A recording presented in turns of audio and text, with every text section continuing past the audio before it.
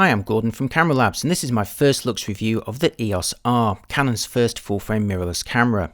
It features a 30.3 megapixel full-frame sensor, shoots at 8 frames per second, films 4K video, and composes with a large and detailed electronic viewfinder or a fully articulated touchscreen. It costs $2,299 or £2,349, and that's for the body only, although it's normally supplied with a basic EF lens adapter. I was invited to the official Canon press launch where I got to shoot all day with the final production EOS R and also got to try out 4 new lenses launched with it as well as the adapters. If you find my reports direct from these official events useful, please do subscribe using the icon in the corner of the screen as it really helps my channel grow. Okay, now on with my first impressions. I'll start with imaging, and at the heart of the EOS R is a 30.3 megapixel full-frame sensor with a low-pass filter. The specification sounds very similar to the EOS 5D Mark IV sensor, but Canon assured me there are some differences, most notably new micro lenses optimised for the shorter flange back distance, which is now a mere 20mm. Speaking of which, you're also looking at the new RF lens mount, which coincidentally shares the same 54mm diameter as the earlier EF mount, although before you get too excited, you will need to use an adapter to mount EF lenses, more about which in just a moment. And in the first big disappointment to the new system, the EOS R does not include built-in stabilisation, making it the only one of its mirrorless rivals to lack the feature, and at launch, 2 of the 4 lenses did not feature optical stabilisation, so you'll need to hold them very steady. The EOS R launches with 4 new native RF lenses. The RF 24-105mm f4L IS-USM, smaller than the existing EF 24-105mm f4L, but with nano USM focusing and claims of high quality. The RF 28-70mm f2L USM, the first f2 full-frame standard lens, but no image stabilisation sadly. The RF 35mm f1.8 macro IS, an affordable model for street and close-up photography. And the RF 50mm f1.2L USM, the fastest full-frame AF lens in its class and claiming better quality and faster focusing than the existing EF 50mm f1.2L USM, albeit again without image stabilisation. All RF lenses feature a function ring that can be customised to adjust things like the ISO or exposure compensation, and while it clicks as you turn it as standard, the service centre can declick it for smooth and silent operation if you prefer. Canon didn't release a detailed roadmap of lenses at the launch, but commented it was already working on a series of native f2.8 zooms. When switching a lens with the body powered off, you'll notice the shutter curtain is closed to protect the sensor. Now this may seem like an obvious approach, but it's actually the first time I've seen it implemented on any mirrorless camera.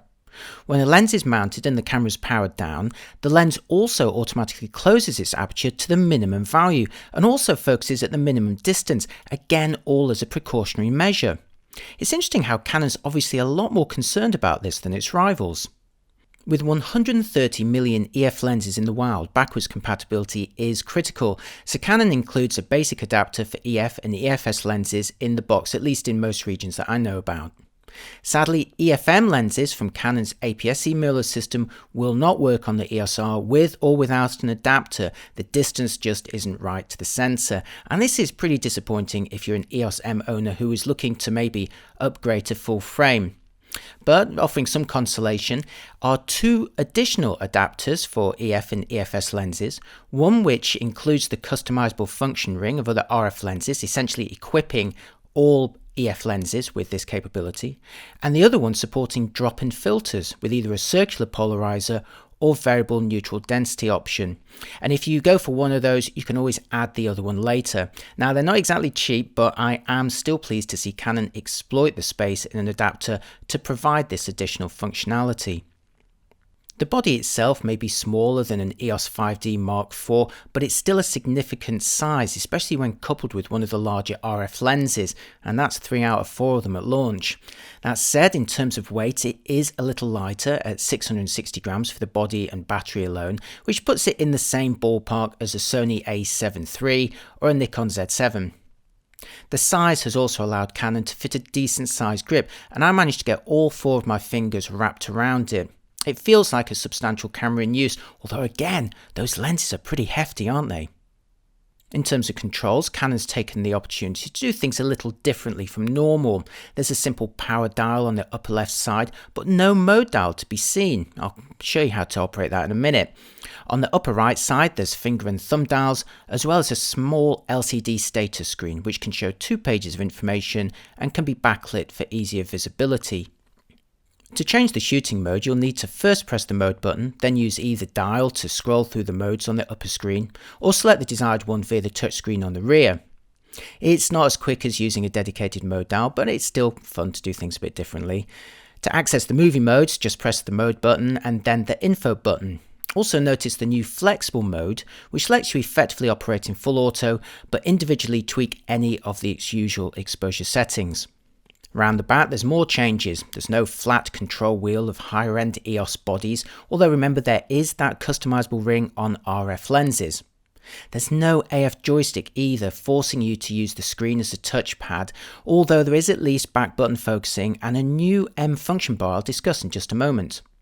Pretty much every control is customizable on the EOS R, including most of the buttons, the control dials, and the new M function bar. The bar offers 3 functions, a swipe left or right, as well as a left push or a right push, and each can be assigned a different function. For example, you could set the swipe to increase or decrease the ISO value, but assign a fixed value and say auto to the left and right pushes, as I've done here. The control is a fun alternative to traditional controls, but my thumb really missed a dedicated AF joystick. The 3.1-inch screen can be flipped out and twisted to any angle, making it ideal not just for framing at high or low angles in portrait or landscape orientation, but also for facing forwards for vlogging or selfies. Amazingly, Canon is one of the only companies offering a fully articulated screen on its mirrorless cameras, giving it a key advantage over rivals for those who prefer them to a basic, albeit faster vertical tilt. The screen is touch sensitive and Canon has one of the best interfaces around. You can tap your way through just about any menu or setting, as well as of course tapping to reposition the AF area. Remember, you will need to use this to quickly drag the AF around when composing with the viewfinder too. Luckily, it felt quite responsive to me, but again, I would have preferred to have an AF joystick, at least as a backup. As a mirrorless camera, the EOS R is equipped with an electronic viewfinder, in this case a 3.69 million dot quad VGA OLED panel with 0.76 times magnification, again matching its latest rivals but looking really nice in practice. You can display a dual axis leveling gauge, a live histogram, guidelines, and unlike an optical viewfinder, use it to navigate menus, film movies or playback content. Like Fujifilm's cameras, the shooting information can also rotate to stay upright when composing in the portrait orientation. Thanks, Canon. On the right side, you'll find a single SD memory card slot. Yes, just the one card slot, and even though it does support UHS 2 cards, this is undoubtedly the second big disappointment after the lack of built-in stabilization. Nikon is their only rival who also relies on a single slot in the Z series, and it at least employs the more robust XQD format. All of the other brands now offer dual SD slots at this price point. Please let me know in the comments if this is a big issue for you or not. On the left side, you'll find a variety of ports, including USB-C at 3.1 speeds, which can also support in-body charging, HDMI, which can output 4K in 10-bit, thanks for that Canon, 3.5mm microphone and headphone jacks, and a remote cord input. There's also Wi-Fi and Bluetooth, with the latter able to embed your position via your smartphone. The EOS R is powered by an LP-E6N battery pack, which under super conditions is good for around 370 shots, so roughly similar to the Nikon Z bodies, but around half the Sony A7 Mark III bodies. In practice, I managed around 440 shots plus a few minutes of video on a single charge. If you'd prefer longer battery life, an optional grip is available which takes 2 packs and also provides a PC sync port. In terms of burst, the EOS R can fire at 8 frames per second when you have it set to one-shot autofocus, that's single autofocus, and here's how the shutter sounds.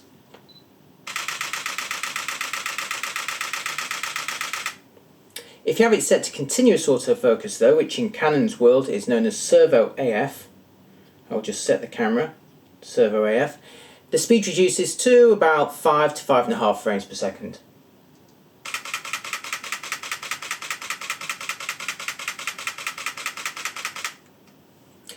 It also has a silent shutter mode, but that unfortunately is not available with burst shooting, just 1 frame at a time. Speaking of silent shooting, there are other caveats. Once again, while it does support continuous AF, there's no burst shooting in silent mode, and if you pan or shoot subjects in motion, there could be skewing. To test this, I panned while taking this shot using the mechanical shutter. Then I repeated it with the silent shutter, and the skewing is rather apparent. So like most electronic, silent shutters, use with caution. In terms of movies, the EOS R can film 4K UHD in 24, 25 or 30p, but sadly not 50 or 60p. You're looking at some 4K footage now. You can film with IPB compression at around 120 megabits per second, or in all-eye compression at around 480 megabits per second. Dual pixel CMOS AF focusing is available in 4K, and you can see it in action here, pulling focus with the touchscreen using the 50mm f1.2 lens. Face detection and tracking is also available here, although works most reliable given reasonable lighting. I filmed this clip with the RF 50mm f1.2, although note the lens autofocus did click in the background while tracking me. You can also film 1080 at up to 60p and 720 up to 120p, so again, that's somewhere where Sony takes advantage, offering 1080 at 120p. The 1080 and 720 modes use the full sensor width, but filming in 4K inherits that same limitation of the 5D Mark IV, where a 1:1 pixel crop is taken from the middle of the sensor, resulting in a somewhat severe 1.74 times field reduction. That's actually more than APS-C, but it does open up a possibility I'll mention in just a moment. But first, let's see how the EOS R fares for vlogging, first in 1080p, and for audio in these clips I'm using the built-in mics, and I also have face detection enabled. Okay, so this is a quick vlogging test with the new Canon EOS R, fitted with the RF 24 to 105mm f4 lens, a 24mm f4. I have the shutter speed set to a 50th of a second and the aperture open to f4. Image stabilization on this lens is enabled, and I am currently filming in 1080 25p. I'm filming in 1080 because this allows you to use the full sensor width without crop. However, when you switch to 4K, well, let's see what happens when you do switch to 4K. This is what happens when you switch it to 4K. So if you remembered the EOS 5D Mark IV, you'll remember that that camera applied about a 1.7 times crop when you're filming in 4K, and unfortunately that's inherited by the EOS R, which means at 24mm, well, it's just a bit too close to my face, wouldn't you say? Slightly terrifying, and also with this kind of degree of crop, more susceptible to things like rolling shutter artifacts. So, does this rule out this camera for 4K vlogging? It seems such a shame since it's got that nice big sensor, the fully articulated screen, all the inputs, all the controls. Well, there is one solution, and here it is. Now, one way to get around that rather severe 1.7 times movie crop inherited from the 5D Mark IV is to do what I'm doing here and actually fit a very wide EFS lens. I've got the 10 to 18mm STM, that lens beloved of vloggers, and indeed I should thank Kaiman Wong for lending me his 10 to 18mm for this quick test. I've got it at 10mm here, so I'm working at an equivalent of about 17mm with that crop factor applied. I have the lens open to f4.5, filming at a 50th of a second with auto ISO as I attempt to go down these stairs and not drop the lovely new EOS R. So at first glance, when you find out that the camera has a 1.7 times crop for 4K, it's inevitably a little disappointing. But in terms of practical shooting, it may not be so bad, as hopefully I'm proving here. I'm using the image stabilization built into the lens here to try and iron out any wobbles. And I'm filming in 4K at 25p. In terms of autofocus, the EOS R employs Canon's dual pixel CMOS AF, which operates across 88% of the frame horizontally or 100% vertically. You can choose face detection with tracking, single area, 2 expand AF options, or 3 zoned options. If you choose the small AF area size, you can actually address one of 5,655 points, which sounds absolutely mad, but it's actually a lot easier to implement in practice just using the touchscreen. You just tap or drag it around wherever you want it. The AF system impressively operates down to -6 EV given an f1.2 lens. There's also eye detection, although unlike Sony, not with continuous AF, and in my tests it really didn't feel as confident. If you prefer manual focusing, there's peaking assistance or magnification up to 10 times right into the extreme corners of the frame, but not with peaking at the same time. Manual focus with the RF lenses is by wire, but a distance scale is shown as you adjust it. The EOS R is a strong start to Canon's full-frame mirrorless series. The body design gives a respectful nod to the EOS 650 film SLR, which launched the EF system almost 30 years earlier, but the transition to the new RF mount will be much less traumatic thanks to decent backwards compatibility, thanks to not one but 3 adapters. I really like how Canon offers 2 enhanced adapters to equip older EF lenses either with the new control ring or to allow drop-in filters, and the ability to mount EFS lenses is also appreciated, lest we forget something that wasn't possible with its full-frame DSLRs.